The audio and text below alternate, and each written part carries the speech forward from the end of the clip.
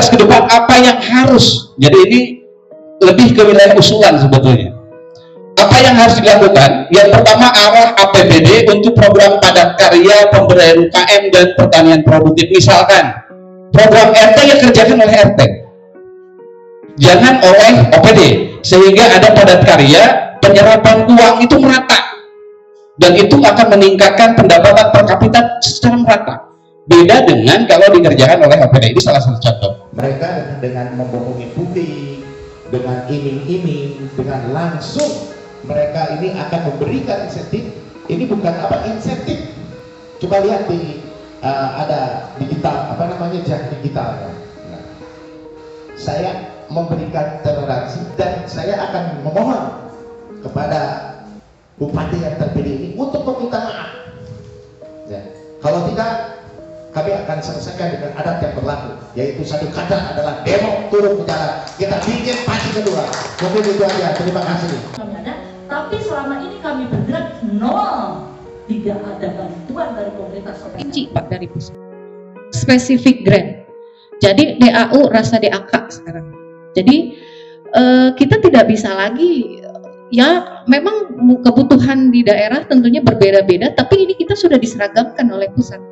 Nama programnya udah sama, bahkan indikatornya pun sama. Satu, sekarang pakainya SIPD. Jadi kita udah nggak bisa lagi. Kalau misalnya kita tidak pakai itu, tidak turun, Pak. Tidak dievaluasi oleh pusat. Jadi tantangan buat kita bagaimana kita mensiasati. Yang selanjutnya, jangan sampai RT jadi penonton. Masing-masing RT memang, Pak, begini ya.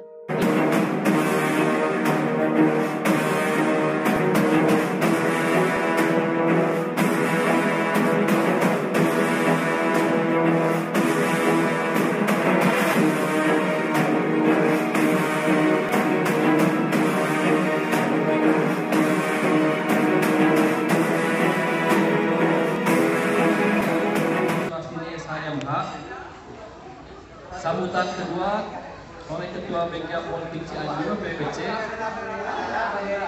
Bapak Speaker oleh Bapak Bupati Cianjur diwakili oleh Ketua Bapelda, yang akan dimoderatori oleh Pak Iwan Wani dengan Dudwani. Aku berdiri dari Bandung, Indonesia berbangsa, Indonesia,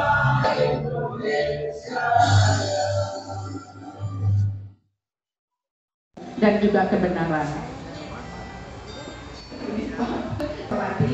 Jadi di samping keresahan kita, saya juga berharap Cianjur Era Baru ini itu juga tidak COVID terhadap kebijakan masyarakat juga tetap bisa dilakukan. Hadirin ya, semoga acara ini berjalan lancar, bermanfaat, dan juga menjadi ikhtiar nyata kita bersama partisipasi Bapak untuk bisa ikut andil di dalam kegiatan ini.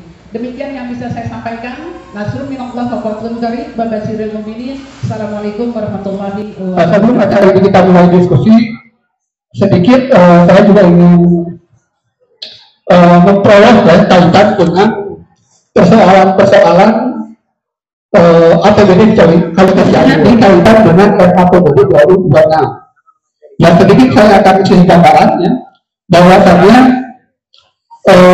belanja pegawai yang lebih angka sekitar 30%. Fungsi pendidikan baru 10,7%. Satu pemahaman atau satu deskripsi itu juga bisa buat dokumentasi yang bisa nanti memberikan referensi kepada kebijakan-kebijakan politik atau kebijakan pembangunan di Kabupaten Cianjur. Oleh karenanya, tepat sekali bahwa dalam Silatul Fikri berbagi gagasan ini, kita akan membahas bagaimana nasib Cianjur ke depan, khususnya dalam konteks pembangunan masyarakat, dan kata kuncinya itu tergantung bagaimana kita mentasarufkan, mengelola sumber kekuatan utama untuk pembangunan adalah anggaran. Haraganya. Nah, ini yang bisa menentukan.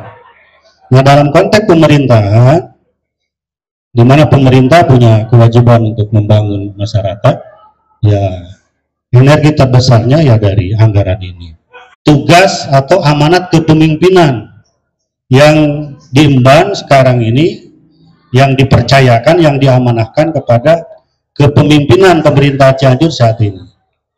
Nah, dalam konteks ini tentu pemerintah itu ada eksekutif, kepala daerah dan jajarannya, ada legislatif atau DPRD. Mohon dihadirkan dari pemerintah eksekutif bisa yang lebih nanti punya kemampuan atau punya tugas membahas ini adalah tim dari TAPD, dan dari DPRD saya kembali sarankan untuk dari pimpinan Banggar. Kita ingin bahwa bagaimana prinsip-prinsip APBD yang pro rakyat ini. Kita lihat dari sisi belanjanya. Nah, kita yang terakhir nih di dokumen tabel 5,252 ini, bahwa rancangan PPAS 2006 itu sekitar 4 itu batas toleransinya seperti itu. Jadi postur APBD antara 55 sampai 60%, 65%. Poin-poin yang kita kritisi pemerintah gitu dari eksekutif dan legislatif. Tapi kita sangat penting untuk untuk hal-hal tersebut, termasuk juga nanti indikator kait dengan pos anggaran infrastruktur juga yang juga memang belum mencapai belum mencerminkan lah gitu ya kebutuhan rakyat secara keseluruhan. Nah, untuk itu silakan Bung Master untuk lebih detail memberikan paparannya, silakan Bung. Assalamualaikum warahmatullahi wabarakatuh. Bismillah, alhamdulillah, salatu wassalamu ala rasulillah wa ala alihi wa sahbihi wa malah. Lebih enak sambil berdiri dari nol kan. Terima kasih para senior yang saya lihat yang hadir ini serah naunggul ya Kang Iwane, saya walah Kang Beni, telah kita baca berdasarkan dokumen yang ada di Pertis solusi untuk tata kelola keuangan yang transparan dan berpihak kepada rakyat. Kenapa kita mengambil judul alarm bahaya? Karena memang di dalamnya setelah kita bongkar dari dokumen yang sangat terbatas yang sedang dibahas, itu di posisi ke-8, 2000 kemarin itu posisinya ke-7. Tapi kalau hari ini sudah naik, jadi posisinya ke-8 kabupaten termiskin di Jawa Barat. Posisinya. Walaupun begitu ya alhamdulillah naik 1 digit ya. Dari 2024 itu posisi ke-7, 2025 posisinya ke-8 kabupaten termiskin di Jawa Barat. Kemudian dari sisi IPM tetap berulang terus setiap tahun. Karena apa? Kalau kita baca dari perencanaan, memang perencanaannya itu terlalu birokratik, jadi inovatifnya nggak ada. Kenapa daerah-daerah ini bisa, tetapi justru Cianjur masih stuck seperti itu aja gitu. Nah, ini yang menjadi PR kita ke depan. Kemudian belanja APBD karena memang tidak efektif, ya dampaknya seperti itu.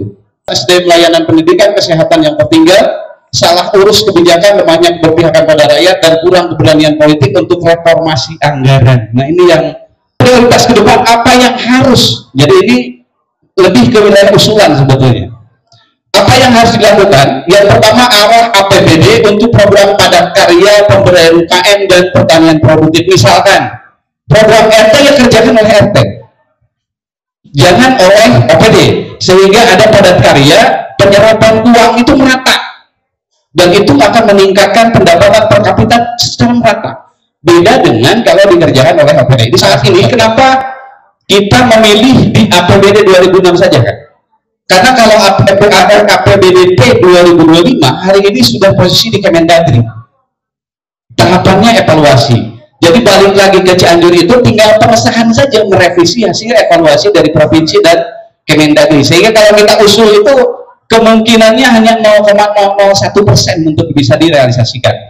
Tapi kalau APBD 2026 karena posisinya masih ada di sini, maka penyusunan Raperda APBD karena baru AS, sehingga kalau kita punya usulan misalkan untuk dimasukkan dan diakomodasi oleh mereka itu sangat APD di depan DPRD, yang kemudian ketika kita bongkar ternyata di dalamnya ada perbedaan yang sangat signifikan dengan dokumen yang ada di PPAS. Maka ada pertanyaan besar, kenapa?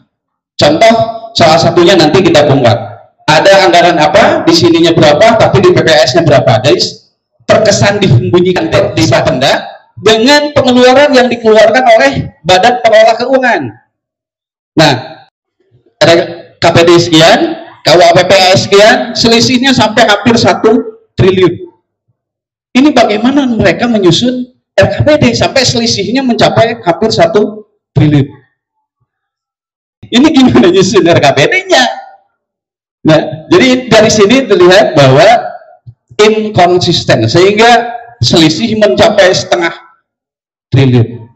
Ada efisiensi itu dicoretan liar lah bagian BKD yang Bapenda. Nggak ada yang membandingkan KUAPPAS dengan KUAPPS. Ada, Pak. Cianjur menyusun dokumennya membanding KUAPPAS 2025, artinya jauh, Pak. Jauh. Karena KUAPPAS kan rancangan. Kalau membandingkan itu harus dengan Perda, itu aturannya jelas, dasar hukumnya juga jelas. Karena perubahan APBD itu ada 2 jenis. Ya. Pertama, APBD yang memang resmi berdasarkan keputusan. Perubahan parsial yang diubah itu perbuknya, tetapi syarat tidak boleh mengubah kegiatan, hanya boleh menambah atau mengurang anggaran saja. Makanya ada efisiensi dikurangan. Nah, untuk mengubahnya pakai peraturan bupati. Maka muncullah peraturan bupati nomor 25 tahun 2010 sebagai perubahan peraturan bupati nomor 10 tahun 2025 tentang penjabaran APBD. Nah, KUAPPAS harusnya ke sini perbandingannya, bukan ke KUAPPAS lagi. Itu sesat secara metodologi. Jadi Pemda PAPD melakukan penyusunan KUAPPAS dengan metodologi yang sesat. Justru awalnya direncanakan 538, jadi 200 hanya 40 sekian miliar. Kenapa hanya 2,9? Itu pertanyaannya. Kita bandingkan selisihnya. Jalan Lecir naik, kemudian kurang sampai 1,2 triliun dari RKPD 1,2 triliun. Kurang jauh banget. Kita ada pemakluman sehingga dibandingkannya dengan KUAPPAS, karena ini yang menjadi pedoman APBD, bukan paparan TAPD. Tetapi paparan TAPD itulah yang terpublis ke publik melalui Dewan Perwakilan Rakyat. Next, untuk memantau alokasi anggaran, kemudian libatkan BPK untuk audit berkala proses pengadaan, sehingga proses pengadaan menjadi setahun sekali, 1 RT, atau 1 kali dalam 5 tahun. Ini juga nggak jelas. Di RKJMD hanya 25 juta per tahun, titik. Di janji kampanye 25 juta per RT per tahun. Hari ini kita yang mana nih? Apanya? Yang per tahun atau 1 RT per 5 tahun? Masalah lain, Pak. Ketua, misalkan punten Pak Ketua, Pak RT, ini juga Pak RT, Pak. Ini yang diakomodir, ini yang enggak, parameternya apa? Kemudian tahun depan ini diakomodir lagi apa enggak? Ini akomodir, itu peripisakannya enggak jelas, Pak. Apa? Hanya program saja, harus diusulkan ini. Tapi untuk menentukan si ini lolos apa enggak RT ini dan masuk di rekap jelas. Ini bisa kacau nanti. Pertama, inkonsisten. Di RKPD sekian, di KUAPPS sekian. Ketidakjelasan data RT, pelaksanaan tanpa aturan, harusnya ada perbuku baru dilaksanakan. Verifikasi tidak transparan, kriteria RT yang menerima apa? Bisa Pak Bujit, Pak. Ke RT rapat, kan pemwaragan mata. Ari asup ente. Nah, ini 100 juta per lembaga, janji muluk-muluk kita judul kasih begitu. Kata apa? Pertama, bantuan 300 juga per lembaga, per lembaga ini ketika di bawah per lembaga. Artinya setiap lembaga itu ada 3.000 sekian lembaga. Pesantren lain 350. Belum sanawiyah, MI, karena ada lembaga pendidikan keagamaan.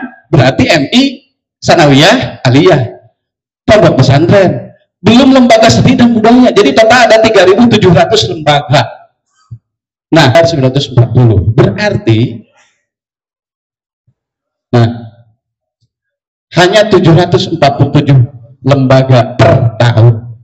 5,1 miliar per tahun untuk 108. Kemudian publikasikan dengan UMKM hanya 2,9 miliar.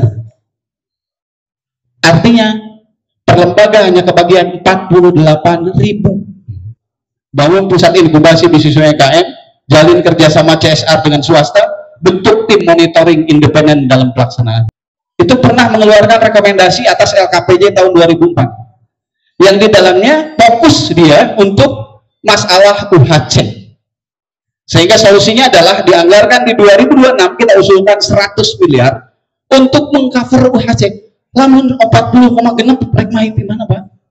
Karunya, walaupun hari ini Pak Bupati bilang silahkan aja datang keluarga, insya Allah gratis. Hari anggaran kumaha? Asda, kepala badan pendapatan dan kepala bagian pengelolaan keuangannya. Kalau perlu di awal tahun gitu, bahwa tahun 2026 RT ini 2027 RT ini 2020 ini hanya bahan untuk renungan kita. Saya sendiri mohon maaf atas segala kesalahan dan kelebihannya. Wassalamualaikum warahmatullahi wabarakatuh. Cicingnya di kampung tapi pemikirannya kota. Kang Asep, dia pembicara kelompok Asep ya. Ya, ini luar biasa. Waduh, karena di dalam merancang APBD atau RAPBD itu harus ada omon-omon. Harus ada kesepakatan. Ini kurang dipahami, maka akan muncul aspek psikologis. Banyak ilmunya. Tetapi kalau saya grade satu persatu, kesimpulannya hanya satu. Ketika pemerintah daerah dengan DPRD sudah bisa melahirkan PAD yang besar bagi daerah, secara yakin saya daerah itu adalah sejahtera. Kenapa demikian? Karena PAD itu secara teoritis mengandung ability to pay, kemampuan masyarakat untuk membayar. Kalau masyarakat sudah mampu membayar, berarti kesejahteraan masyarakat sudah tinggi. IPM tadi sudah dijelaskan oleh Kang Asto. Saya mah halus. Kesimpulannya, Bapak Ibu sekalian, ngadenge mual. Mereka dengan membohongi publik, dengan iming-iming, dengan langsung mereka ini akan memberikan insentif. Ini bukan apa insentif. Coba lihat di ada digital, apa namanya, jam digitalnya. Nah, saya memberikan toleransi dan saya akan memohon kepada bupati yang terpilih ini untuk meminta maaf. Ya. Kalau tidak, kami akan selesaikan dengan adat yang berlaku, yaitu satu kata adalah demo turun ke jalan. Kita bikin pasti kedua. Mungkin itu aja. Terima kasih. Assalamualaikum warahmatullahi wabarakatuh. Entah pakai jeng demo, yang demo masak mending ya, orang dalahar. Persiapkan dulu kita konsepnya, persiapkan dulu programnya, persiapkan dulu apa yang menjadi saran dan pendapat kepada pemerintah daerah, lamun teu didenge kakara. Ya. Gitu. Piraku sugan kejeng teu didenge insyaallah kita atau penyusun APBD di Kabupaten Cianjur ini ya tentu berawal dari perencanaan inilah, barangkali tadi sudah disebutkan bahwa nanti apabila ada kelemahan atau kesalahan dari perencanaan, ya tadi bayangkan ini harus 10 tahun kita merubahnya, kan ini sangat ngeri sebetulnya ya.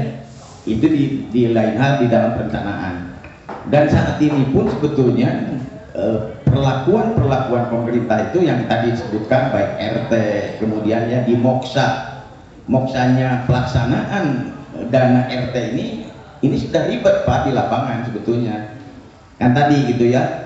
Janji per RT ternyata satu desa satu RT, ini problem gitu kan. Kemudian pesantren tadi dari 300 akhirnya hanya 100 juta, itu pun pakai pihak ketiga yang tadi disebutkan oleh Pak Yohanes. Apakah pihak ketiga tidak ada unsur korupsi dan sebagainya? Kemudian ini jangan sampai nanti melebar gitu. Apakah setoran 15% ini gitu itu masuknya ke keuntungan pihak ketiga kan atau apa? Atau setoran ya bandar gitu kan? Ini juga yang saya menarik gitu.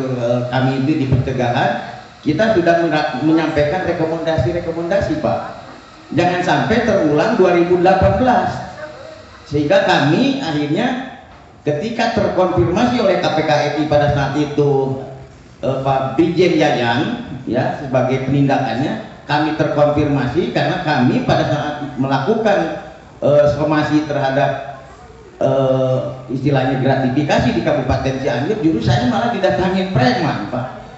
Nah, itu salah satu pengalaman ya, inilah Cianjur barangkali. Dan kami insya Allah nanti kalau ini karena kita sayang terhadap Cianjur, kami ingin memberikan input, masukan, jangan sampai ini udah nyata di lapangan sebetulnya nanti. Tinggal bagaimana dua alat bukti ini nyata-nyata oleh masyarakat dirasakan dan lain sebagainya. Dan ini akan bergejolak yakin apabila nanti berlanjut setelah adanya perubahan RAPBD P ini menjadi APBD perubahan. Sunaria, jabatan saya sebagai sekretaris Baprida. Anggaran Baprida itu diefisiensi 3,5 miliar. Terutama untuk SKPD yang sifatnya supporting. Iya, lebih parah Pak dari COVID. Kalau COVID lalu ke ruang kelas baru dan ada berbagai hal lainnya sesuai dengan yang arahan dari pusat. Jadi mohon maaf mungkin ada beberapa lembaga yang mungkin kalau misalnya di awal, karena ini kan di triwulan awal lagi ya Bu ya, efisiensinya sudah jadi DPA, sudah tinggal mencairkan, tapi pas mau mencairkan ternyata anggarannya direfocusing Bu. Sama Bu, kami juga di Baprida gitu. Iya Bu, betul. Baprida mah Bu kerjanya kan rapat ya Bu ya, rapat dan ke lapangan. Nah etatnya kan di efisiensi Bu, jadi kita rapat Zoom sekarang. Lalu perjalanan dinas sudah 50% itu udah imperatif dari pusat, udah nggak bisa dirubah lagi. Sementara kita harus ke desa, ke lapangan seperti itu. Jadi kami mensiasatinya tadi memanfaatkan teknologi informasi mungkin ya. Jadi hapunten Ibu, jantan sanes Ibu Hungkul penginten Ibunya. Jadi secara aparatur dan masyarakat kita semua terdampak karena ini memang merupakan kebijakan dari pusat. Lalu yang kedua, punten dari Bapak siapa Pak tadi? Pak Ruslan, hapunten Pak, APBD kita sedang sakit. Sebetulnya tadi Pak Asep Toha mungkin ya Pak ya, satu Indonesia kayaknya ya Pak ya, APBD-nya semuanya agak-agak meriang gitu ya. Karena tadi Pak, mohon maaf ini saya informasikan aja ya, untuk 2026 Pak, kita nggak dapat DAK Pak dari pusat. Spesifik grant. Jadi DAU rasa DAK sekarang. Jadi kita tidak bisa lagi. Ya memang kebutuhan di daerah tentunya berbeda-beda, tapi ini kita sudah diseragamkan oleh pusat. Nama programnya udah sama, bahkan indikatornya tuh sekarang pakainya SIPD. Jadi kita udah nggak bisa lagi. Kalau misalnya kita tidak pakai itu, tidak turun Pak, tidak dievaluasi oleh pusat. Jadi tantangan buat kita bagaimana kita mensiasati. Yang selanjutnya, jangan sampai RT jadi penonton. Masing-masing RT memang Pak begini ya, ini pasti kita evaluasi. Lalu di dalam narasi ataupun pendefinisian untuk waragan ini, kita tidak menutup kemungkinan kalau program ini dilaksanakan oleh kami ya Pak ya, RT itu suka gini, kan ini senilai 25 juta, tapi kehoyong nanti seueur Pak. Di nyata ayah jalan lingkungan, ayah ngelereskeun madrasah, ngelereskeun masjid, yang kalau dihitung itu teh lebih dari 25 juta. Padahal maksud dari kami, dari pemerintah daerah, 25 juta ini trigger sebetulnya. Ini sebagai stimulan untuk tadi memancing partisipasi masyarakat supaya bisa, karena kalau kita membangun untuk keseluruhannya tentunya tidak mungkin. Oleh karena itu kami sebetulnya mengimbau RT-RT ini bergabung gitu Pak. Jadi jangan satu RT sendirian gitu. Kalau misalnya beberapa RT bergabung kan itu manfaatnya akan terasa lebih banyak.